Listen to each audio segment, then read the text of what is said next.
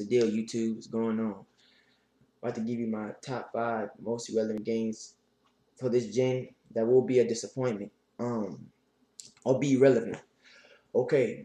Beyond Two Souls comes at number 1 because I feel as though it's the last PS3 exclusive before we jump to next gen. I feel like we should not have to pay $60 for the last PS3 exclusive. People ask me, well, why do you say that, Dark Assassin? Why? Because there's been games on the current gen for the PS3, especially they've had exclusives where they were $40. Hello, Sly Cooper Decent Times. That was a brand new exclusive, and that was $40. I feel like Beyond Two Souls shouldn't be a full price for this game. Because when we jump to next gen, like when we get ready to get the Killzone 4 and then Infamous Second Son, we have to pay $60 for those. So why in the world would I pay $60 for the last PS3 exclusive on the current gen? I'm not doing it. Another thing, I've seen no sign of no multiplayer. It doesn't tell how much time they actually put it into this game.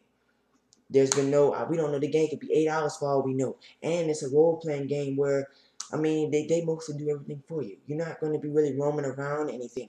I feel like games are too expensive to just make it just story-based. There has to be something behind that story.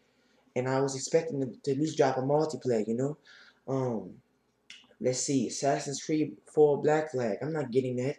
They milked it too much. They milked it just too much. I'm tired of playing it. Can't deal with it. It's gotta go. It needs to just be, they need to just do away with the series. Just do away with it.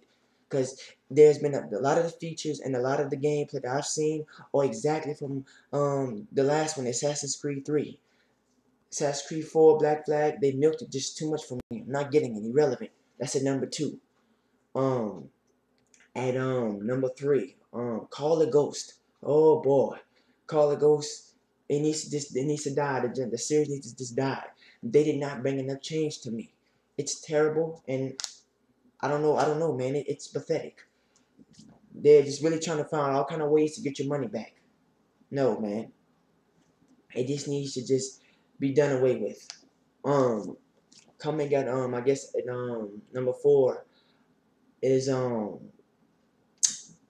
coming at number 4 is Wolfenstein New Order. No multiplayer, no pre-order. Sorry, but that's his line. But that's no in the world. This game's not gonna be no more than 8 or 10 hours, if that. Because like I said, games are too pricey just to have it single player only. It has to have something behind it. Because next gen's coming up, and I'm not paying money for that. I'm not doing it. I'm not doing it. I'm not paying $60 for a game where there's no multiplayer. Okay, so I guess what would be the last game that I mostly disliked this gen? Oh, I know what it is. This is gonna come in number 5, and I don't even want to see any more Resident Evil games.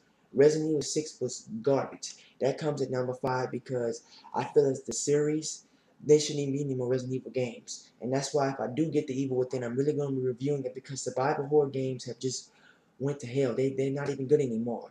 The formulas have just changed tremendously with these games. Not only Resident Evil 6, but Dead Space 3, just games that were supposed to be strictly survival horror and hitting on nothing.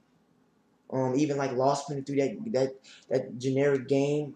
Come on, you know. So, gave my top 5 most relevant games. Now Resident Evil 6 has already been out, and I gave it number 5 because I feel like, you know, the survival genre is just terrible. I feel like, you know, now the other ones have yet to be released, but I did not Resident Evil 6 because I'm trying to prove a point that these games are not going to be hitting on nothing, and I just gave you reason why.